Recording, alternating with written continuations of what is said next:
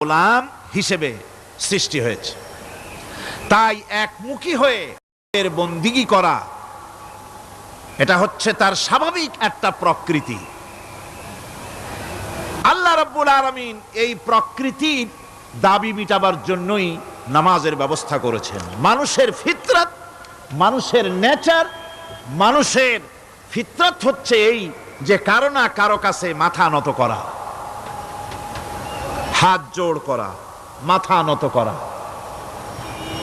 সার্বভৌমত্বের মালিক কাউকে মনে করা। হাত জোড় করতে হলে, মাথা নত করতে হলে,